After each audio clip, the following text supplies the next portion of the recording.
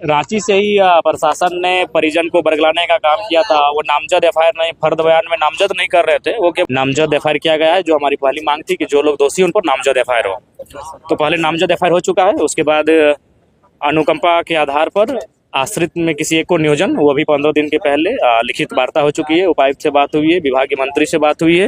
इस वक्त की बहुत बड़ी खबर आ रही है और बताया जा रहा कि जयराम महतो के दबाव देने के कारण सुखलाल महतो वाले कांड में वीडियो पर नामजद एफआईआर दर्ज कर ली गई है। इतना ही नहीं, जयराम महतो जिस धारा को लगवाना चाहते थे वो सारी धाराएं वीडियो पर लगा दी गई है और वीडियो की कभी भी गिरफ्तारी हो सकती है। इसी के साथ ही साथ मुआवजा भी मिल गया है। और आखिर वार्ता के दौरान अधिकारियों को कैसे झुकना पड़ा, हेमंत सोरेन सरकार को आखिर टाइगर जयराम महतो ने कैसे झुका दिया, जरा आप ये वीडियो देखिए। नमस्कार, मैं प्रिंस कुमार सिंह और आप देख रहे हैं पॉजिटिव प्रिंस। आप लोग चैनल को सब्सक्राइब जरूर कर लीजिएगा, क्योंकि जयराम महतो से जुड़ी हर खबर आपको इस चैनल पर अपडेट मिलता रहता है। अब आप जरा इस वीडियो को देखिए। मतलब के कारण तबीयत बिगड़ी और रांची पहुंचे, रांची में उनका देहांत हो गया। तो फिर हम लोगों ने वहां भी प्रेशर बनाया, आंदोलन का चेतावनी दिया। तो फिर वहां फर्द किया गया और फिर अभी डुमरी थाना में उनको नामजद एफआईआर किया गया है। जो हमारी पहली मांग थी कि जो लोग दोषी उन पर नामजद एफआईआर हो, तो पहले नामजद एफआईआर हो चुका है। उसके बाद अनुकंपा के आधार पर आश्रित में किसी एक को नियोजन, वो भी 15 दिन के पहले लिखित वार्ता हो चुकी है। उपायुक्त से बात हुई है, विभागीय मंत्री से बात हुई है और बकायदा 2 अनुमंडल के अनुमंडल पदाधिकारी तथा अन्य सरकारी पदाधिकारियों की उपस्थिति में ये बात हुई कि 15 दिन के भीतर नियोजन। बाकी जो नामजद हैं उनको यहाँ से तुरंत तबादला किया गया है। होगी उसके बाद कार्रवाई होगी और उसके बाद इनका जो भी ग्रेजुटी जो भी मतलब सर्विस के दायरे में आता है वो सारे राशि को भुगतान किया जाएगा। और ग्रामीण विकास मंत्री से यहीं बैठकर हमारी 3 बार टेलीफोनिक बात हुई। उन्होंने वो अभी अपने सचिव के साथ बैठे हैं और जांच की टीम भी बनी है और जांच उपरांत विभागीय कार्रवाई सब पे होगी। जितने भी आरोप लगाए थे, जितने भी आरोपी नामजद थे, सभी पर एफआईआर हुआ है क्या? जी, सब पे नामजद एफआईआर हुआ है। तो आप लोग की सहमति बन गई है इसमें? हाँ, चूंकि हम लोग का मांग वही था कि नामजद एफआईआर होना चाहिए, क्योंकि नामजद एफआईआर को लेकर ही लोग आनाकानी कर रहे थे। परिजनों पे भ्रम का फैला रहे थे, दबाव बना रहे थे कि नामजद एफआईआर अपना करें, नहीं अनसुना कर रहे थे। लेकिन नामजद एफआईआर हुआ है, फर्द बयान भी नामजद हुआ है। वीडियो के निलंबन क्या किसी को इंसाफ लेने के लिए मरना पड़ेगा क्या? नहीं, ये दुर्भाग्य का विषय है। करप्शन इतना बढ़ चुका है कि अब लोगों को अपनी आवाज को बुलंद करने के लिए अपना जान त्यागना पड़ रहा है। तो ये मेरे हिसाब से बहुत ही दुर्भाग्यपूर्ण विषय है। सरकार को संज्ञान लेना चाहिए और सरकार लगभग संज्ञान में ले चुकी है। अब देखते हैं वो अगला कदम क्या उठाती है। थाना, अंचल और ब्लॉक में करप्शन को मुक्त करने के लिए क्या प्रयास करती है। मुआवजा को लेकर आपकी मंत्री जी से भी बात हो रही थी, क्या बात? मंत्री से बात हुई, उन्होंने कहा कि इस प्रकार कोई इतिहास नहीं है, लेकिन हम अपने विवेक से जरूर परिवार को सहयोग करेंगे। अपना जो कोष होता है मंत्री का, लेकिन उसको हम घोषणा नहीं कर सकते क्योंकि इससे पहले कभी ऐसा हुआ नहीं है। तो हमने भी उस पर कोई उनको प्रेशर नहीं बनाया कि जो, क्योंकि उसके लिए बोला उन्होंने कैबिनेट करना होगा और उसके लिए फिर अभी समय लगेगा। गिरफ्तारी पर क्या बात है? जी, वीडियो के निलंबन पर विभागीय मंत्री ने कहा है कि जांच का रिपोर्ट जैसे ही आएगा उन पर कार्रवाई होगी। तो इस वार्ता से संतुष्ट? हाँ, जो यहाँ पर जो जितने भी लोग उपस्थित थे, सबसे महत्वपूर्ण विषय है परिजन की संतुष्टि। हम लोग तो परिजन के साथ होते हैं। परिजन अगर आंदोलन के लिए आवाज देती है, हम आंदोलन में बैठते हैं। परिजन जैसा कहते हैं हम लोग वैसा करते हैं। तो परिजनों की संतुष्टि सबसे महत्वपूर्ण है। परिजन, स्थानीय लोग जो डुमरी के हैं, जो प्रतिदिन डुमरी ब्लॉक आते हैं, उनकी संतुष्टि सबसे महत्वपूर्ण है। तो वे लोग संतुष्ट हैं। हाँ, ये धरना को हम लोग समाप्त, सबों की सहमति से, सभी जो लोग हैं उनकी सहमति से इस धरने को हम लोग अब विराम की ओर पहुंचेंगे।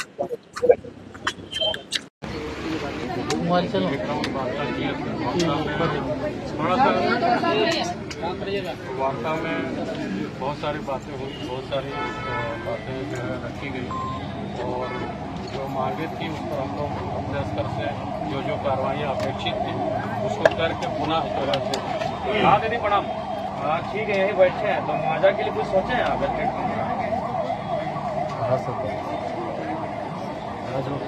कितना देर लगेगा? आधा घंटा। ठीक है। हम लोग से अपेक्षित के बाद अभी काम करके फिर से आपके सामने हल्ला मत बैठे कैसे बना पाएंगे? जो बात की नौकरी बैठने के लिए थोड़ी आएंगे। हम लोग उसको बैठेंगे, उसको हम लोग बॉन्ड बना करके लिखने दे रहे हैं। और जो हमारे दिवंगत उनका जो देना पाना जो भी चीज़ें हैं, चाहे वो GPF हो, PF हो, उनका GLIC हो, और उनका जो है 300 दिन का जो उपार्जित अवकाश का पैसा होता है, ये भी हम लोग विदिन 15 दिन उसको हम लोग करेंगे। और इसके साथ साथ जो उनका पारिवारिक पेंशन जो उनकी विधवा को मिलना है, उसकी भी प्रोसेस हम लोग ऑनलाइन AG के पास जाता है, वो भी हम लोग 15 दिन में लोग करेंगे, उसका हम लोग बॉन्ड तैयार करते हैं। दूसरी बात है कि FIR द्वारा दिया गया था, उसको रेस रजिस्टर्ड नामजद, उसकी प्रति भी हम सौंपेंगे।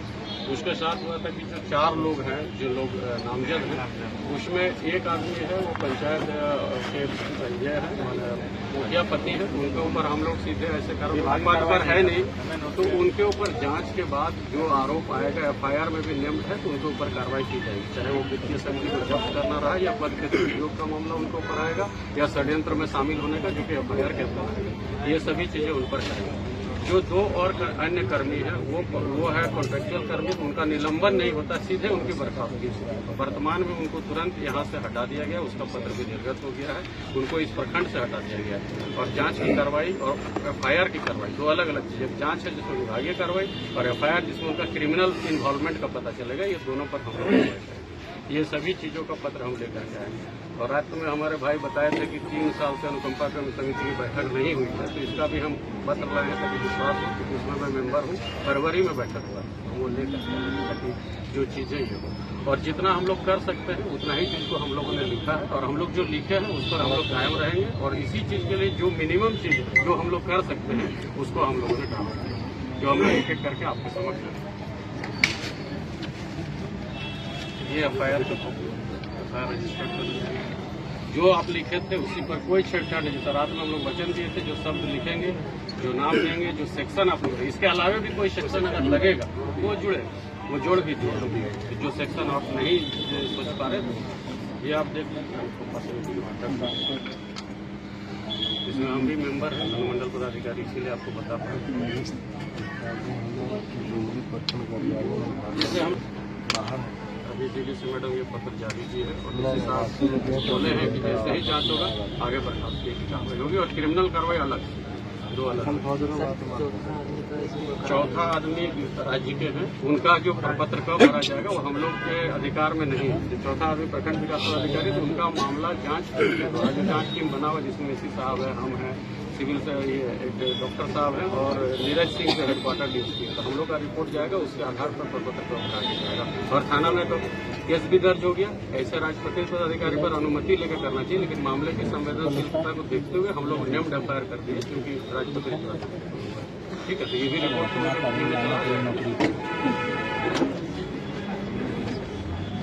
और ये एक बॉन्ड है जो ओरिजिनली हम लोग करके थे, सभी बातों को लिखे, इसमें हम खुद साइन किए, DO साहब साइन किया, मुख्य सरिया SDPO साहब साइन किए हैं, CO साहब साइन किए हैं और एक्टिविटी मजिस्ट्रेट साइन किए।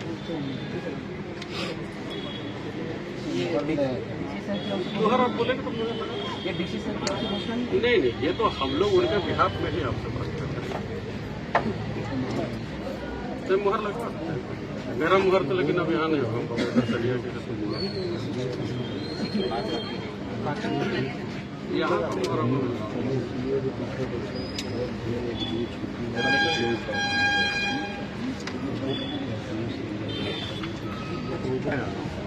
कर लीजिए। हम रात 11 बजे सब कहने का हम 2 दिन में दे सकते हैं, लेकिन हम समय से लेते हैं हम लोग को कोई कार्रवाई ना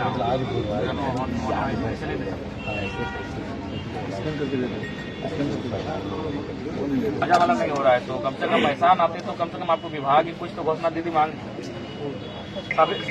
दीदी हम धरना स्थल में ही हैं और उनके परिजन भी आपकी बात को सुन रहे हैं।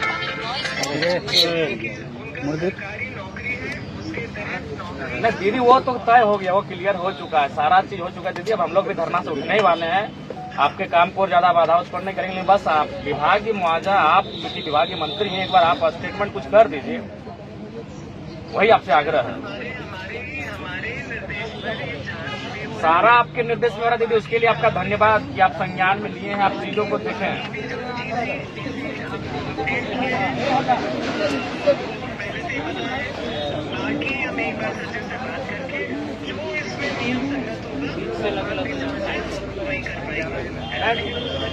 आप लोग दीदी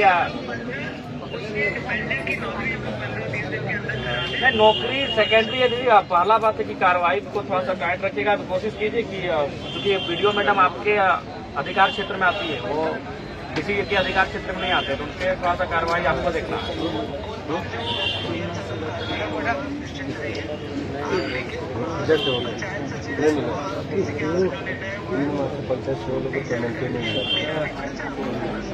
नहीं, वो हट जाएगा। बस खाली आप थोड़ा सा 10-15 मिनट लेके जो मुआवजा होगा या नहीं भी होगा, क्यों नहीं होगा दीदी, एक बात बोले, हमको लगता है कि देखिए सबका राहत कोष है दीदी, हर एक मंत्री का राहत कोष होता है। आपका विभाग है, आप चाहेंगे तो 2 मिनट में हो जाएगा। आपको आप आधा घंटा लेके सोच के बताइए दीदी। ठीक, फिर हम रास्ते को मंगा लिए ताकि सब कोई छेड़छाड़ ना करे, उनका सर्विस बुक है। नहीं अभी क्या हो पाएगा, सैलरी चलो अकाउंट में जाएगा उनका जो तो निकलेगा पैसा कैसे? निकल जाएगा, सक्सेशन नॉमिनी होंगे, नहीं तो फिर एफिडेविट करके निकल जाएगा। मोदी साहब, आपको ध्यान में रखना होगा कि आदमी को इस तरह मतलब करप्शन में थाना ब्लॉक को कम से कम मुक्त रखिए। आप लोग की जवाबदेही है, जिम्मेवारी है। आम आदमी थोड़ी हो, उसके लिए सबसे बड़ा आस्था का केंद्र यही है। विधानसभा को खाली टीवी में ही देखता है, वहाँ जा भी नहीं पाता है, लेकिन यहाँ वो आता है। भले उसका 4 जोड़ी चप्पल खींचे, लेकिन यहाँ तक आता है। इन सब व्यवस्थाओं को दुरुस्त रखिए। और अगर कोई इस तरह का मैंने आपको शिकायत करा तो उस पर गंभीरतापूर्वक लीजिए। सिंपली एक बात बताइए, डिस्ट्रिक्ट बगल में तो जान बच सकता था कि नहीं?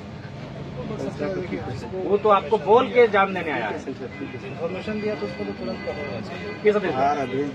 जब वो आपको बोल के जा रहा है कि हम जाके आत्मदाह करेंगे या फिर आत्महत्या करेंगे, तो जाहिर सी बात हो, आत्महत्या करना भी एक गुनाह हो। तो गुनाह को रोकने के लिए पुलिस थी वहाँ। 2 पुलिस को ही बुला लेते, 2 स्टाफ को ही रखते कि सुखलाल महतो आएंगे, उनको अरेस्ट कर लेना है।